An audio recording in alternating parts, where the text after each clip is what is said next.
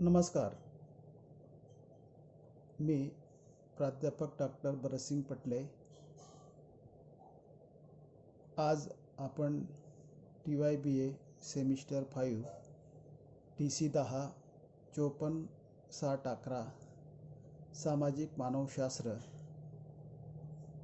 Semester 3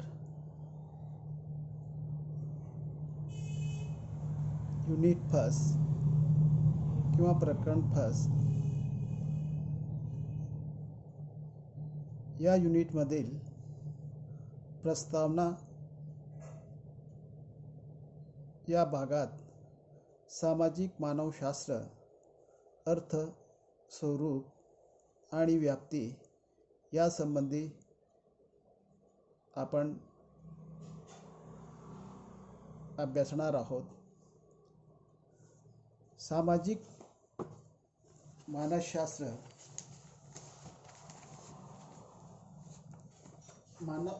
मानवशास्त्राची एक उपशाखा आहे. कधी लोक सामाजिक मानवशास्त्र, सोशल एन्थ्रोपोलॉजी आणि सांस्कृतिक मानवशास्त्राला कल्चर एन्थ्रोपोलॉजी असे सारखेच मानतात, परंतु हे चूक आहे, कारण दोन्हीमध्ये पर्याप्त फरक आहे. वस्तुतः सामाजिक मानसशास्त्र सांस्कृतिक मानसशास्त्राची फक्त एक उपशाखा आहे.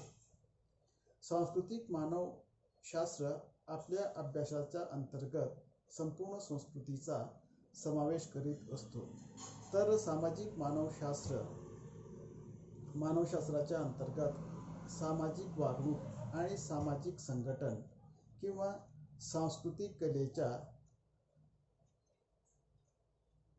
अभ्यास करण्यात येतो.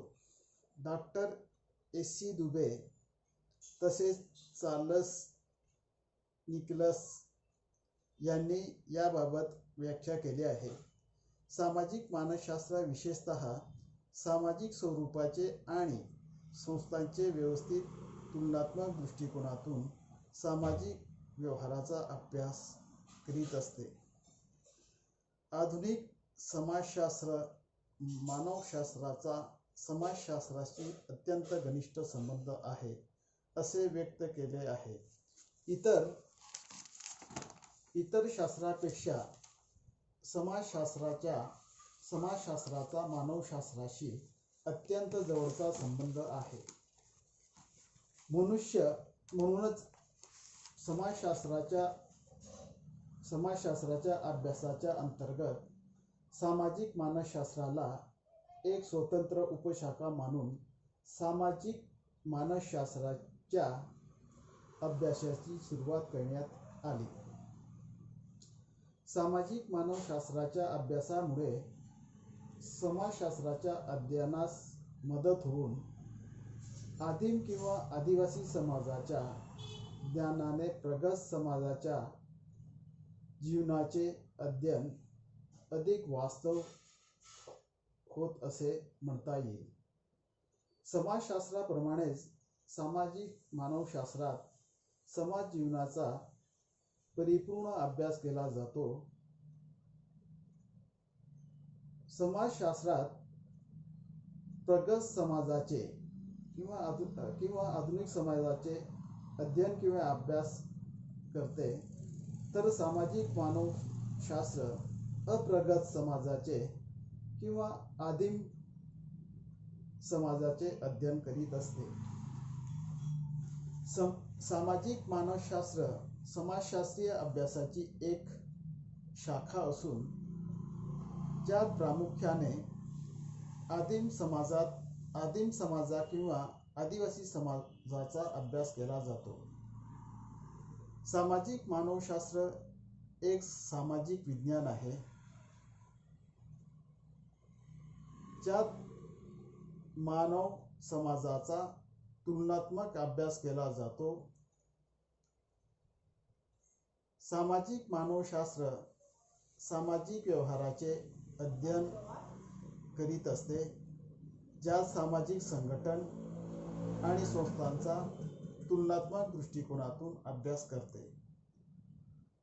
सामाजिक मानसशास्त्रात सामाजिक व्यवहार आणि आणि संस्थागत स्वरूपाचा, जसे कुटुंब संस्था, नातेदारी व्यवस्था, राजकीय संघटन, धार्मिक संस्था, विश्वास इत्यादी आणि विभिन्न संस्थांमध्ये असलेल्या संबंधांचा अभ्यास करतो. यावरून आपल्याला असे लक्षात येते की सामाजिक मानसशास्त्रांना आपण सांस्कृतिक मानसशास्त्राची अशी शाखा म्हणू शकतो की ज्याच्या अंतर्गत सामाजिक व्यवहार, सामाजिक संघटन आणि व्यवस्थेचा वैज्ञानिक अध्ययन केला जातो आणि ज्याचे लक्ष प्रामुख्याने आदिम काळातील समाज मानवावर केंद्रित असतो. सामाजिक मानसशास्त्र मानव समाजाच्या विश्लेषणात्मक आणि तुलनात्मक अध्ययन किंवा अभ्यास करते.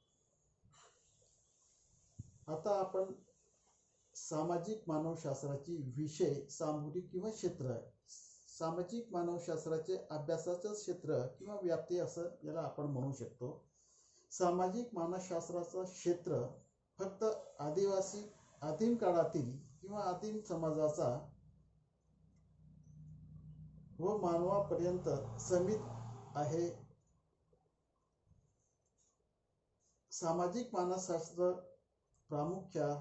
प्रामुख्याने आदिम समाजाचा अभ्यास करतो, परंतु हे फक्त आदिम समाजाच्या अभ्यासापर्यंत सीमित नाही, तर ह्यात वर्तमान समाजावरही लक्ष दिले जाते. या संबंधी अभ्यास करताना मानसशास्त्राचे विचारवंत रेडफिल्ड, ब्राउन, नडेल इत्यादी शास्त्रज्ञांनी सामाजिक मानसशास्त्राच्या अंतर्गत ज्या समाज आणि सामाजिक व्यवस्थांचा अभ्यास समाविष्ट आहे त्याची संपूर्णपणे तुलना केली जाऊ शकते.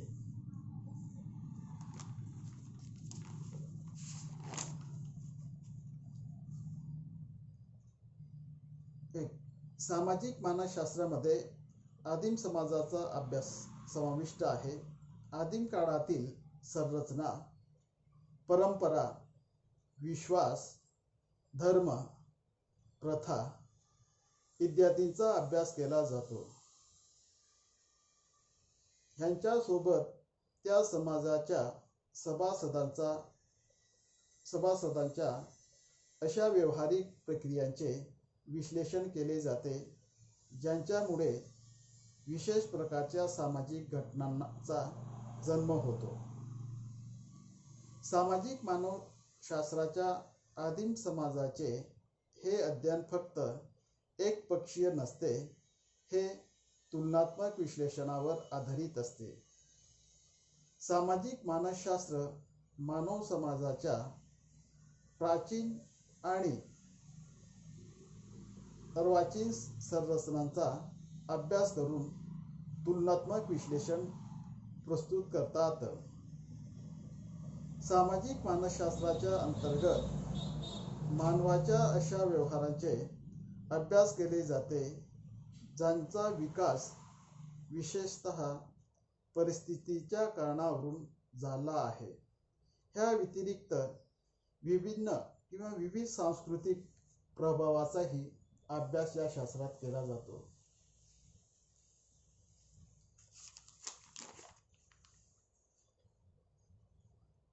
आदिम समाजाचा विशेष रूपात अभ्यास. आदिम समाज असा आहे की ज्यात निरक्षरतेचे प्रमाण अधिक आहे. आदिम समाजात लेखन व लिपींचा अभाव आढळतो. समाजाचे संघटन गोत्र, ग्राम व जनजातीच्या आधारावर होत असते. प्रौद्योगिक विकास नाही बरोबरच होत असतो.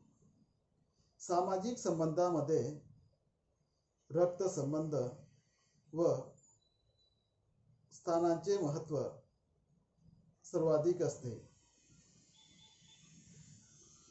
आधुनिक किंवा सभ्य समाजाप्रमाणे आर्थिक क्रिया विश्लेषण करणं आणि सामाजिक समूहाचे प्राबल्य दिसून येत नाही. लोकसंख्या व क्षेत्राचा आकार आधुनिक किंवा सभ्य समाजाच्या तुलनेने आदिम किंवा आदिवासी समाजाचा कमी असतो. सामाजिक संपर्काचे क्षेत्र अत्यंत लहान असते. आदिम किंवा आदिवासी समाजामध्ये विज्ञान आणि आध्यात्मिक ज्ञानाचा अभाव असतो. तेथील सर्व साहित्य हे बोली भाषेत गुंफलेले आढळते व लोकगीते, नृत्य, कथा इत्यादीच्या स्वरूपात ते एका पिढीकडून दुसऱ्या पिढीकडे हस्तांतरित करीत असतात. आदिम किंवा आदिवासी समाजाचे जीवन अत्यंत साधे व सरळ आहे.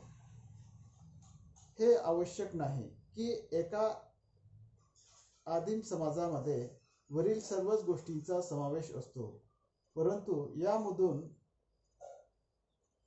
जास्तीत जास्त वैशिष्ट्ये आदिवासी समाजामध्ये आढळून येतात. सामाजिक मानवशास्त्राच्या अंतर्गत या आदिम समाजावर किंवा आदिवासी समाजावर विशेष स्वरूपात पुढील कारणावरून केंद्रित केले जाते. आदिम समाजाच्या ऐतिहासिक दृष्टीने फारच महत्त्व आहे. ही इतिहासाची महत्त्वपूर्ण कडी आहे, जे त्यांचे वैशिष्ट्य असते. मानव समाजाच्या ज्ञानाचा एक मोठा भाग वंचित राहू शकतो. वेळानुसार आदिम समाज नाहीसा होऊ शकतो. तेव्हा इतिहासाच्या या कडीला माहिती करता कोणतेही साधन उपलब्ध राहू शकत नाही. अशा प्रकारे मानव समाज आणि संस्कृतींना स्वरूपात माहितीचा आपल्याला प्रयत्नाचं गहन अध्ययन होऊ शकते. आदिम समाज जे आश्चर्यकारक व वैविध्यपूर्ण आहेत, त्यात एक विशेष आकर्षक आहे. मानव समाजासाठी आदिम समाजाचा अभ्यास फार उपयोगी आहे. आदिम समाजाचा अभ्यास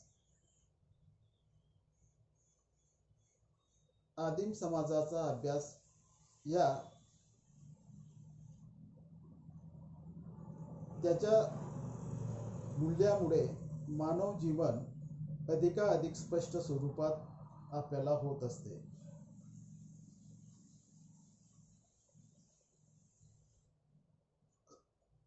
सामाजिक उदय किंवा विकासाची अत्यंत स्पष्टपणे आपल्याला आदिम समाजाच्या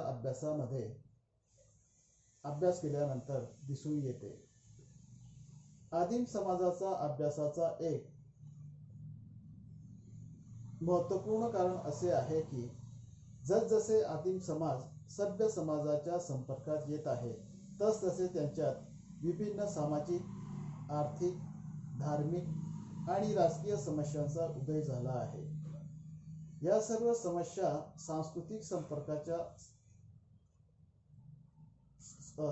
संपर्काचा परिणाम आहे. सामाजिक मानवशास्त्रासाठी ह्या परिणामांचा आणि संस्कृतीकरणाच्या प्रक्रियांचा अभ्यास आवश्यक आहे. यांच्या आधारावर ते विभिन्न सामाजिक समस्यांना अधिक चांगल्या तऱ्हेने समजू शकतात आणि या क्षेत्रातील राजकीय प्रशासकीय वर्गांना उपयुक्त मार्गदर्शन होऊ शकतात. आदिम समाजाचा अभ्यासाचा एक विशेष कारण असा आहे की समाज सरळ, सोपे, लहान आणि अधिकांश विविधता रहित आहे. अशा समाजाचा अभ्यास अतिशय सरळ, सुलभ असतो. सामाजिक मानवशास्त्र या पद्धतीवर साधे, सरळ आणि लहान आकाराच्या आदिम समाजाचा चांगल्या तऱ्हेने समजण्याची भूमिका ठेवीत असतो. सामाजिक मानसशास्त्रीय दृष्टीने आपल्याला असे लक्षात येईल की सामाजिक मानवशास्त्रज्ञ आदिम समाजांना आपल्या अध्ययनाच्या केंद्रीय विषय याच्यासाठी बनवले आहे की ऐतिहासिक दृष्टीने हे महत्त्वपूर्ण आहे, त्याची विविधता ज्ञानवर्धक आहे आणि याचा अभ्यास आधुनिक जटिल समाजांना समजण्यासाठी उपयुक्त असतो. सामाजिक मानवशास्त्र समाजशास्त्राची एक उपशाखा म्हणून आपण इथे अभ्यासतो आहे. सामाजिक मानवशास्त्रामध्ये आदिमकालीन किंवा आदिवासी समाजाचा या ठिकाणी आपण अभ्यास करणार आहोत. पहिल्या युनिटमध्ये आपण सामाजिक मानसशास्त्राचा अर्थ म्हणजे ज्या मानवशास्त्रज्ञांनी व्याख्या प्रस्तुत केलेल्या आहेत ते आपण पाहिले. स्वरूप म्हणजे इथे काय सामाजिक मानसशास्त्राचे स्वरूप म्हणजे इथे कुठल्या कुठल्या गोष्टीचा अभ्यास होत असतो हे आपण पाहिलं आहे. आणि व्याप्ती म्हणजे सामाजिक मानसशास्त्राची अभ्यासाची क्षेत्र किंवा व्याप्ती किती प्रमाणात आहे हे सुद्धा आपण या इथे पाहिलं आहे. हा प्रश्न किंवा सामाजिक मानसशास्त्र अर्थ, स्वरूप आणि व्याप्ती आपण इथेच थांबतो आहे. पुढील व्हिडिओमध्ये सामाजिक आणि सांस्कृतिक मानवशास्त्रातील फरक या युनिटच्या टॉपिकवर आपण लक्ष केंद्रित करणार आहे. धन्यवाद.